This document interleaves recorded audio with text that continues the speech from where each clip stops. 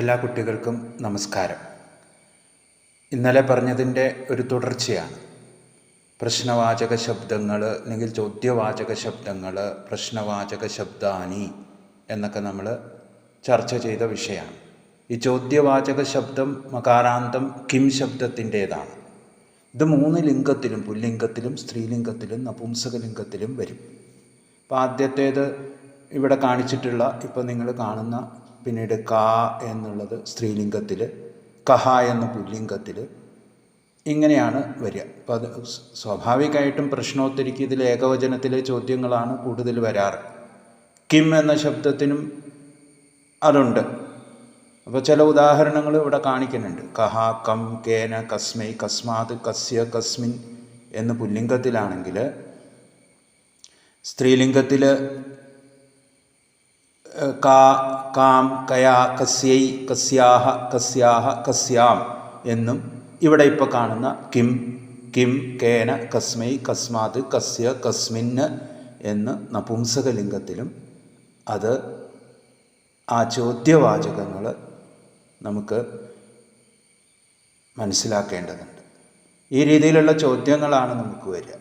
അത് പരീക്ഷയ്ക്കും വരും, പരീക്ഷകൾക്കും വരും, പ്രശ്നോത്തരിക്കും വരും.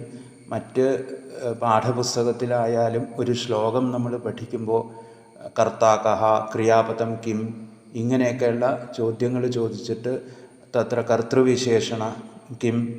അപ്പോൾ അങ്ങനെയാണ് നമ്മൾ പോവുക. രാമഃ ഗതവാൻ, കഹ ഗതവാൻ, ഇങ്ങനെ നമുക്കൊരു സുഭാഷിതത്തിലൂടെ നമുക്കിതൊന്ന് മനസ്സിരുത്താം.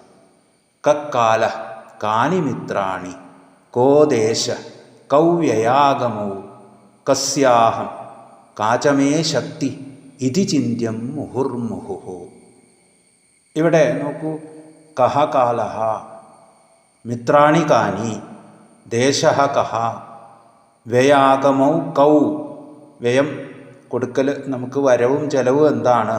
ഒരു വിദ്യാർത്ഥിയായാലും ഒരു ഗൃഹസ്ഥനായാലും ഒരു ആൾ ചിന്തിക്കേണ്ടതാണിത്. എന്താണ് ഇപ്പോഴത്തെ കാലം?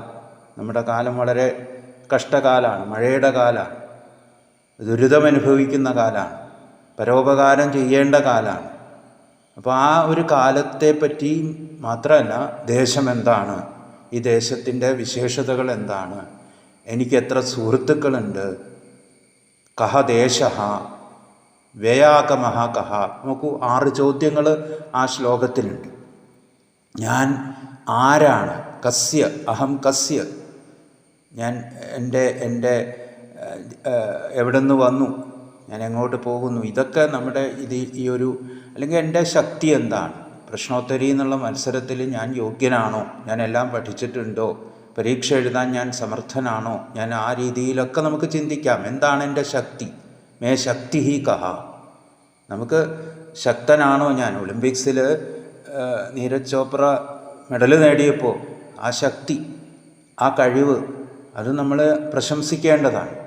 അപ്പോൾ ഓരോരുത്തർക്കും ഓരോ ശക്തി കഴിവുകളുണ്ട്.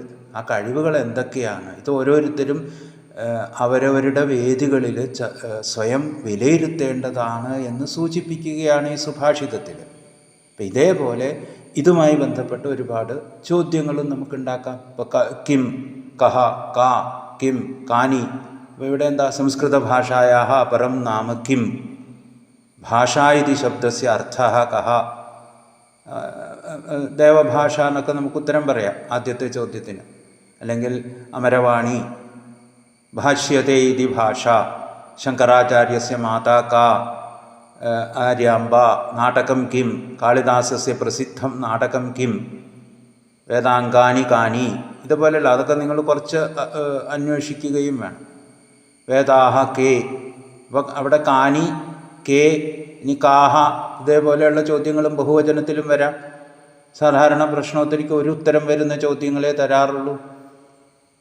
അപ്പോൾ പാഠപുസ്തകത്തിൽ പരീക്ഷകൾക്കാണെങ്കിൽ ഒരു സുഭാഷിതം, നമ്മളിപ്പോൾ കണ്ട സുഭാഷിതത്തിലും ഒക്കെ ചിലപ്പോൾ ശ്ലോകങ്ങളിലൊക്കെ ബഹുവചനം അല്ലെങ്കിൽ ദ്വിവചനം ഉത്തരമായിട്ട് വരുന്ന ചോദ്യങ്ങളും ചോദിക്കാം.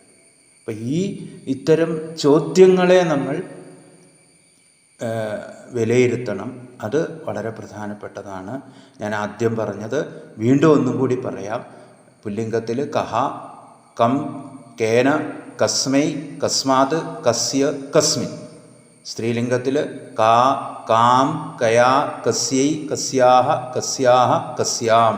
ഇപ്പോൾ കസ്യാം, കസ്യാം, കസ്മിൻ ഉപനിഷതി എന്ന് നമ്മൾ ചോദിക്കും.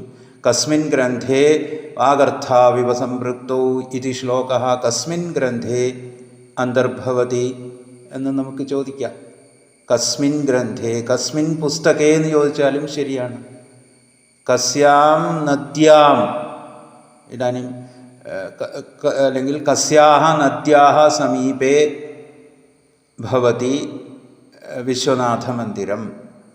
ഒരു ചോദ്യമാണ്. ഏത് നദിയുടെ അടുത്താണ് വിശ്വനാഥ മന്ദിരം? ഗംഗാനദ്യാഹ, ഹിമാലയ. അങ്ങനെ പുല്ലിംഗത്തിലും സ്ത്രീലിംഗത്തിലും നപുംസകത്തിലും ഉത്തരം വരുന്ന ചോദ്യങ്ങളും നമുക്ക് പാഠപുസ്തകത്തിലും പരീക്ഷകളിലും തുടർന്നുള്ള എല്ലാത്തിലും. ഇത് നമുക്ക് മറ്റുള്ള ഭാഷകളിൽ ഇത് വരണില്ല. ഇങ്ങനെ വ്യത്യസ്തമായ വിശേഷണ വിശേഷ്യങ്ങൾക്കനുസരിച്ച് ചോദ്യങ്ങളും അതിൻ്റെ ഇതൊക്കെ മാറും എന്നുള്ളത് നമ്മൾ വിലയിരുത്തി മനസ്സിലാക്കണം. അത് അധ്യാപകരും നിങ്ങളെ സഹായിക്കും. ഇപ്പോൾ പറഞ്ഞത് കൂടുതൽ വ്യക്തത ചിലപ്പോൾ ഈ ഒരു ഇതിലൂടെ പറയുമ്പോൾ സാധാരണ മനസ്സിലാക്കാൻ ബുദ്ധിമുട്ട് എന്തെങ്കിലും ഉണ്ടായിട്ടുണ്ടെങ്കിൽ അത് നിങ്ങൾ അധ്യാപകരോട് വിശദമായിട്ട് ചോദിച്ചാൽ നിങ്ങൾക്ക് പറഞ്ഞു തരും. ഓരോ ഇതാണെങ്കിലും നേരത്തെ പറഞ്ഞതുപോലെയാണെങ്കിൽ ഇതിന് തന്നെ കേ എന്നാണ് പുല്ലിംഗ ബഹുവചനം, കാൻ എന്നാണ് ബഹുവചനം, ദ്വിതീയ കൈഹി, കേഭ്യഃ, കേഭ്യഃ, കേഷാം, കാസു എന്ന് ബഹുവചനത്തിൽ വരും.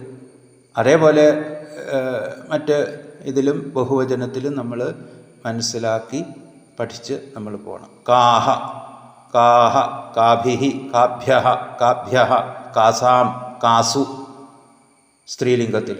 കാനി, കാനി, കൈഹി, കേഭ്യഃ, കേഭ്യഃ, കേഷാം, കേഷു എന്ന് നപുംസക ലിംഗത്തിൽ.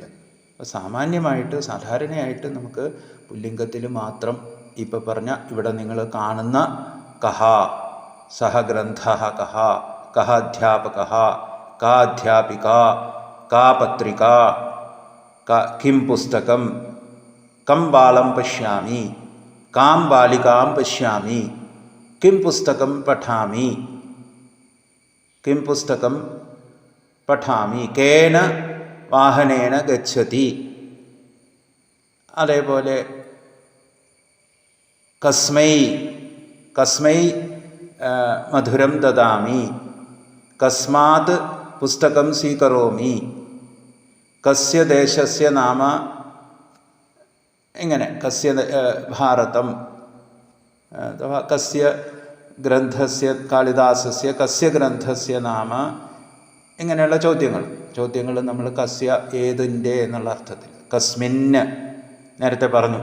അപ്പം ഇതേപോലെ നമ്മൾ ഓരോ ചോദ്യങ്ങളും പുല്ലിംഗത്തിലും സ്ത്രീലിംഗത്തിലും മനസ്സിലാക്കണം. ഇതുകൂടാതെയും ഏതാദൃശ, ഏതാദൃശി, കീദൃശ ഇങ്ങനെയുള്ള ചില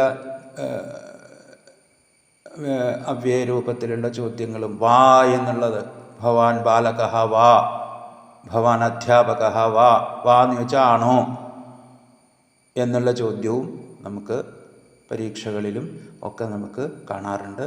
നന്നായിട്ട് മനസ്സിലാക്കുക. എല്ലാവർക്കും നമസ്കാരം.